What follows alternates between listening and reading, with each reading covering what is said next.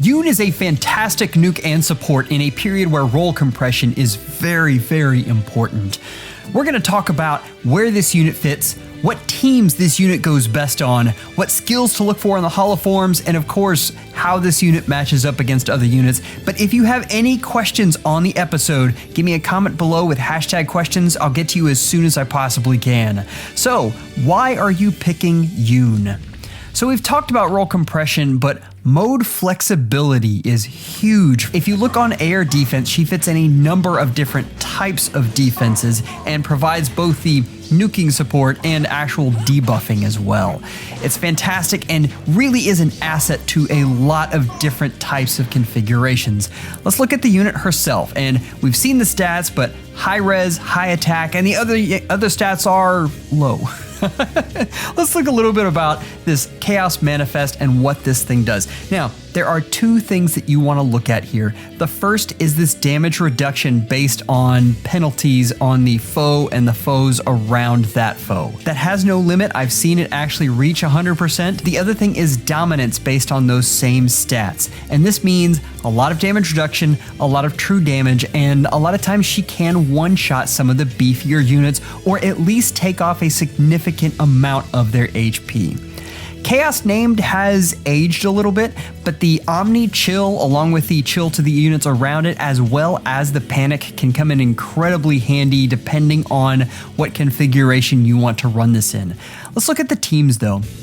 Now, the setup that I've got right now, just looking at this AR defense with the modified Cav/Flyer line is really where I believe she shines. I've stacked on some extra DR in Remote Sturdy and Guard 4 because you don't always get as many debuffs around the unit as you'd like. That's where I think she fits best. She can also be good in Catria balls, but those have fallen off a bit just because of Ruse 4. There's one other thing I want to bring up here, and that's the fact that she boosts speed, and that is hugely beneficial in a lot of the high threat range teams that you're going to be looking at. She also does well versus hit and run teams. The reason is hit and run teams usually have to take up a second turn. On that second turn, they just aren't going to have as many stats because of the debuffs.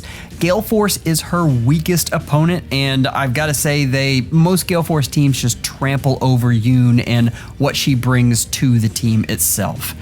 Summoner Duels is an interesting case, and I've got her up with Lucia and Legendary Ellawood. I've seen her used as distant debuffs, and you can, depending on the map configuration, you can have some different C skills there. Also know that Life and Death 4 there, that is for stat matching. Anyone who has had to do this to get Legendary Ellawood buffs on the entire team knows exactly what I'm doing there. Getting that attack just right so that it matches whatever raid boss you are using on that team. The last is Arena, and we're gonna go over some matchups for her, but the biggest thing is she doesn't score enough. 754 is fairly low, and you have to really have a boosted up team otherwise to be able to use this unit.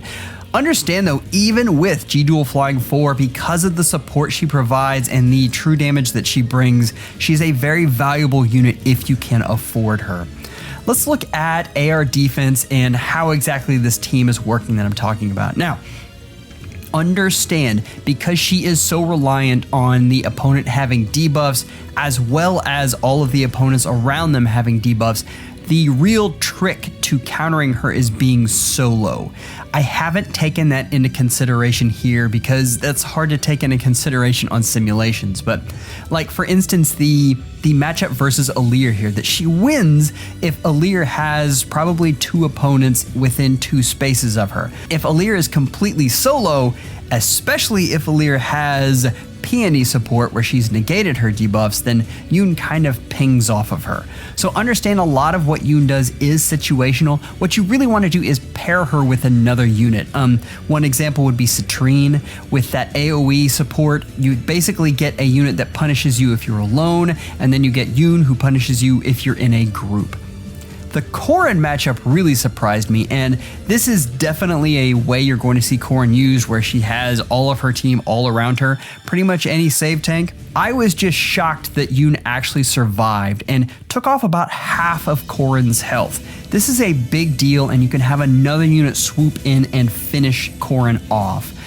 Lucia, obviously the win there is being able to bump Lucia down at all. And again, that's almost half of Lucia's health, and she obviously has some troubles there. Byleth, I wanted to put Byleth in here because I wanted to make sure you guys knew that there are some things that Yune is just not going to be good against, and Byleth is that thing. And let me tell you, I tried any possible way to get tons of any kind of damage on Byleth, and Yune just doesn't match up well against that kind of unit. It's worth noting, on that offense, I've got Asker, Peony, and air support for all of those folks. But let's head on to arena matchups and just take a look at those. Now what you'll notice here is on the original build for her, what I showed was a sabotage skill instead of that guard. That guard does really well with her if you're actually attacking into units.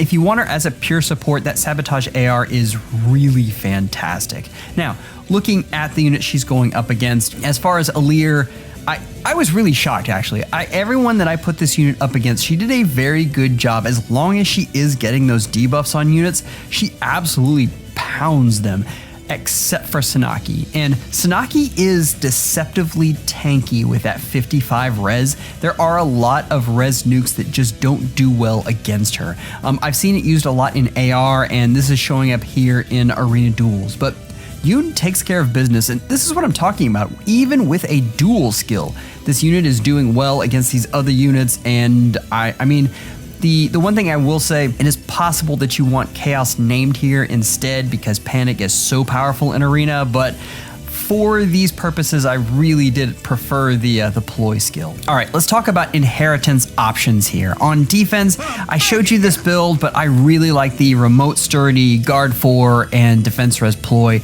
I think this works very well on her, especially in those flyer lines, and with her giving out speed to everyone, I think this can be a very valuable asset to you. In Arena, obviously you're going to go for the dual skill, but Flared Sparrow is a lot of fun, and I think that's it's a nice skill to have on her. Sabotage AR is probably my preference to guard 4. Again, she can definitely kill things, but there are so many times when I need extra help with my bonus unit rather than the score bot being able to kill a unit. And Sabotage AR is absolutely fantastic about that. And of course, Soaring Guidance really helps the team get around. Basically, I've given up the Chaos named for Sabotage AR instead, and then given the rest of the team mobility. So this is a lot of support that is providing the team, but it's also providing a lot of killing power for Yune. She doesn't sacrifice that much. Other skills that you can look at getting, Fire Flood Boost I think is excellent. Seal Res 4 can do a great job. Guidance 4, of course, actually in Arena, Guidance 4 might be better depending on your team. I usually prefer Soaring Guidance, but that is really a personal preference and what you have as your score bot type deal. As far as what I'm going for, I'm definitely going for the remote sturdy, guard 4, and defense res ploy build. I think this is a lot of fun and can have a lot of value on this unit. I love my Yune. I have a +10 and I still use her regularly. If we're looking at the overall Dark Season tier list of where this unit sits, I still have her in tier 1. There's no doubt that she is definitely falling, but I mean, that is kind of natural for most units in general. I have her above Note and of course Triandra until she gets her refined, but yeah, I think this unit is excellent. She is definitely not tier 0. Kvaser, Embla, and of course Medius with On Guard sit in that tier. The last thing we want to talk about is upcoming Formas to make sure you can budget. Okay. We need to talk about the elephant in the room, which is January. January has either Crom or Grima, and my guess is that this will most likely be Legendary Robin. And I wish it was Crom, I really do. I'm holding out hope for that. But look at these other units, and one of these units is not like the other. Crom is very, very powerful right now, and I just don't believe they will be giving us that unit. But there is a chance. If you only have one Forma, you're probably saving it just for the potential that Legendary Crom could bring, because he would be a must summon instantly. If you're looking for a video about maximizing your orbs, I would definitely go look at my event guide. I broke down all of the orbs in the entire thing, and it comes out to about half of your orb income for the entire year. Members, you are absolutely amazing. Thank you for all you do for the channel. Take care and schedule an appointment with your FEHologist real soon.